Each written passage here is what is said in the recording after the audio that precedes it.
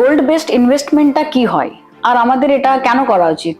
গত সপ্তাহে আমি একটা ইনভেস্টমেন্ট মিটে গেছিলাম। সেখানে লোকজন কিছু ইনভেস্টমেন্টের সঙ্গে কথা বলছিল ইনভেস্টরের সাথে। আমি সেখানে তাদের লং টার্ম ইনভেস্টিং নিয়ে বলেছিলাম, কিভাবে মিউচুয়াল ফান্ড লং টার্মে খুব বড় টাকা তৈরি করে দেয়। খুব হাততালি করেছিল, লোকজন খুব অ্যাপ্রিসিয়েট করেছিল। সেশন শেষ হওয়ার পরে এক ভদ্রলোক আমার কাছে এসে আমাকে জিজ্ঞাসা করলেন, বিমলদা, তুমি যে কথাগুলো বললে সব ঠিক আছে, কিন্তু আমার গুরুজি বলে থাকেন যে টাকার পিছনে দৌড়ানো উচিত নয়। এখন আমি এর উত্তর কি দেব? আমি তাকে বললাম, স্যার দেখুন, আপনি যা বলছেন, আপনার গুরুজি যা বলছেন একদম ঠিকই বলছেন। এখন ধরুন রাত 10টা বেজে গেছে, আপনি এখন খাওয়া দাওয়া করবেন, বাড়ি যাবেন, অন্ধকার রাতে আপনি আপনার গাড়ি পার্ক করবেন এবং নিজের বাড়ি থেকে এগোচ্ছেন। হঠাৎ করে একটা পাগলা কুকুর আপনার পিছনে ঘেউ ঘেউ করতে শুরু। তখন আপনি কি করবেন? তিনি একটু ঘাবড়ে গিয়েছিলেন। তিনি বললেন, আমি তো দৌড়াবো। তখন আমি বললাম, স্যার দেখুন, এটা ঠিক কথা যে আপনি দৌড়াবেন, কিন্তু আমাকে একটা কথা বলুন, উসাইন বোল্ট যিনি এতগুলো ওয়ার্ল্ড রেকর্ড বানিয়েছেন, তিনি কি শুধু দৌড়াতেন নাকি তিনি রেস করতেন? তিনি বললেন, স্যার তিনি তো রেস করতেন। তখন আমি বললাম, স্যার এখন কি আপনি বুঝতে পারছেন দৌড়ানো